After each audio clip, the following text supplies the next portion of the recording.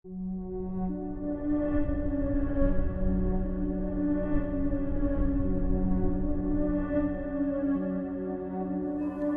Ong telah dilahirkan pada 18 Julai 1974 di Ipoh, Perak. Dia adalah seorang warga Malaysia yang bekerja sebagai penganalisis teknologi maklumat di San Diego, California, Amerika Syarikat. Ibunya berketurunan kacukan Cina dan India, Perli Vivasnathan Ong, dan dia juga mempunyai seorang kakak yang bernama Elsie Ong. Bapanya Ong Bing Ji, dia menghidap penyakit kanser. Jadi Kenny ini sebelum berlakunya kes macam mana dia terbunuh, dia sebenarnya balik ke Malaysia untuk menziarahi bapa dia yang sedang terlantar sakit. Kenny Ong ni dia bekerja sebagai penganalisis IT di Amerika Syarikat dan dia pun sudah berkahwin. Suaminya bernama Brandon Ong. Mereka kembali ke Malaysia seketika untuk menziarahi bapa dia yang sedang sakit.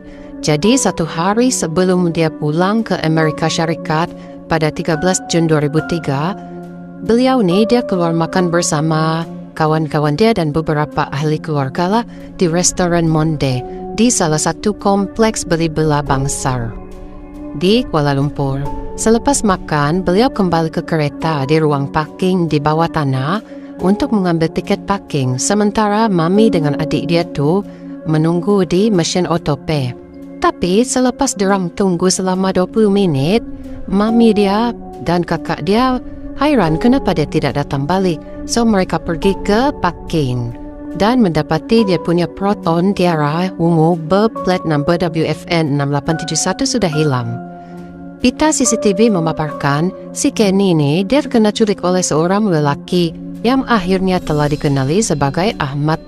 Selepas kejadian penculikan, kemudian mereka menjumpai mayat si Kenny ini telah hangus di lubang 1 meter padu dengan kedua-dua tangan dia diikat bersilang di atas dada dan kaki dia berjuntai keluar di lubang. Jadi mayat itu dijumpai tertanam di bawah 2 tayar yang berisi simen 4 hari kemudian selepas dia culiklah. Selepas forensik menjurus kepada penangkapan tukang kabin pesawat Mas Ahmad Najib Aris yang berusia 27 tahun. So diorang punya siasat, si Ahmad Najib ni tiada motif yang jelas dan dia pun tidak mengaku bersalah. Akhirnya mahkamah memutuskan dia telah dihukum gantunglah pada tahun 2005. Peguam bela si Ahmad Najib ni Rosal Azimin Ahmad yang juga tinggal di taman perumahan yang sama dan juga rakan permainan bola sepak si Ahmad Najib ni. So, bagi peguam bela dia ni kan si Ahmad Najib ni tenang dan boleh bersosial, bukan orang yang suka bersendiri. So, kita pergi kepada kronologi kejadian macam mana si Kenny Ong ni terbunuh. Pada 13 Jun 2003, Kenny Ong diculik di ruang parking di bawah tanah di Bangsar Shopping Center pada 10.45 malam. Kereta Kenny Ong tu dipandu keluar dengan laju dan dia merempuh tu palang penghalang yang autopay. Setelah kehilangan anak selama 30 minit, ibu si Kenny ni, si Perli, dia telah membuat laporan polis lah di Balai Polis Brickfield. Pada 14 Jun jam 12.30 malam, ada 2 anggota polis meronda dan diorang ada nampak kereta si Kenny Ong ni Proton Tiara yang tidak berhampiran di Kelana Jaya. Masa tu si Kenny Ong masih hidup. Suspek dan perempuan tu telah memberikan pengenalan mereka berdua. So, 2 orang anggota polis ni dia tidak pakai pakaian seragam masa meronda. Diorang mendapati si Kenny Ong ni tunduk dan terdiam dan dia menyerahkan sejak dia punya kad pengenalan. Mula-mula diorang menyangka ni diorang 2 ni sedang bercinta lah kan. Jadi si Kenny ni ada memberi 2 isyarat tangan tapi tidak difahami oleh tu polis. Tayar hadapan kereta tu ditembak masa tu sebab si yang driver kereta tu, si Ahmad tu, dia cepat lari. Kad pengenalan suspek tu di dalam tangan tu polis. So selepas daripada itu, suspek tu dia cuba memberhentikan kereta lagi untuk menukar tayar yang bocor akibat kena tembak polis. Si Kenny Ong sepatutnya boleh melarikan diri tapi dia tidak buat demikianlah. Tayar kanan kereta Tiara tu gagal ditukar pada masa tu akan tetapilah. Pada 14 Jun, Kenny Ong telah berkaos di dalam kereta di bawah jejantas dalam pembinaannya di Taman Datuk Harun di Jalan Kelam Lama dalam area pukul 1 hingga 5 pagi. Pada 14 Jun juga, suspek telah membunuh Kenny Ong dengan 2 tikaman pisau. So, tubuh Kenny Ong tu dia macam dikasih masuk lah di dalam lubang yang sempit di tepi lubur raya dan dia tindih dengan 2 tayar yang besar berisi semen. Kereta ditinggalkan di rumah kedai vampiran, kemudian suspek bersembunyi dan melarikan dirilah di dalam melalui sebuah taksi. Pada 15 Jun, suspek telah membeli 2 botol petrol di stesen minyak di Jalan Pate Baru. Dia kemudian kembali ke lubang itu dan dia pergi siram dengan minyak dan dia bakar mayat itu sehingga rentung. Jadi, masa tu pengurus tapak binaan tu, dia mendapati tiba-tiba dia nampak ada mayat rentung dengan hangus. That's why dia lapor polis. So, siasatan forensik CSI berjaya menemui kondom lah di tempat kejadian. Dan kesan DNA Kenny Ong ditemui pada seluar jin yang dimiliki si Ahmad Najib. Armani Ahmad Najib pun ditemui pada mayat.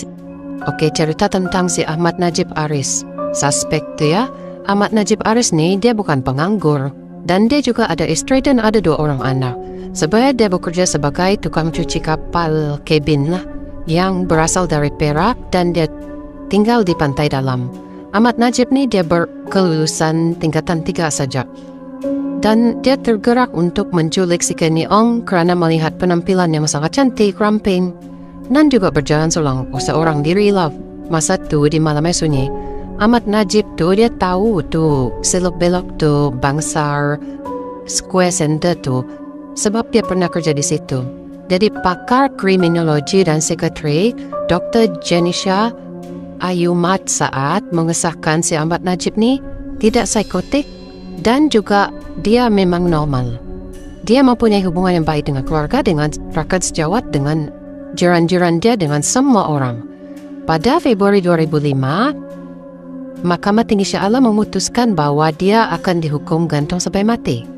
Pada tahun 2009, Mahkamah Persekutuan telah menolak rayuan beliau sebab dia merayu supaya dia tidak dihukum mati. Semasa pembicaraan, dia hanya mendiamkan diri dan menangis sebab dia mau dihukum gantung. So, pada hari Jumaat 23 September 2016, sejurus selepas subuh, si Ahmad Najib ni telah dihukum gantung sampai mati oleh polis dan mengakhiri kes yang setelah 13 tahun berlaku dan selepas 8 tahun barulah dia dijatuhi hukuman mati. So, diorang ada buat dokumentari pasal pembunuhan Kenny Ong ni.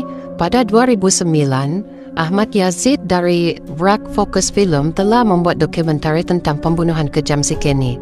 Astro telah menyiarkan temu bual bersama ibu mendiang iaitu Perli Bivas Nathan Ong, 63 tahun umur dia masa tu, dan juga teman rapat si Kenny, Norin Natasha. Wartawan pertama yang tampil di berita itu ialah Faye Angela de Cruz, pakar kriminologi dan psikologi Dr. Genisha Ayu Ahmad.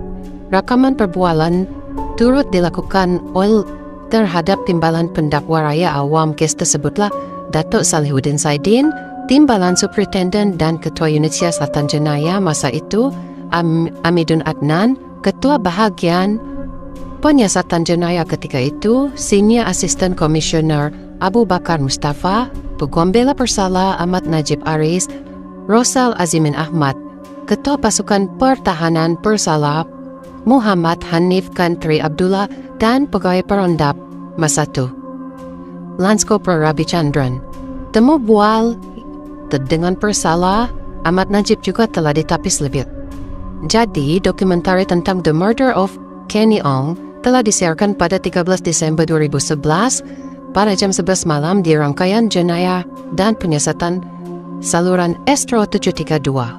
Siaran ulangannya adalah pada 15 Desember jam 8 pagi dan 16 Desember jam 10 pagi, 17 Desember jam 8 pagi, 18 Desember 2011 jam 10 pagi.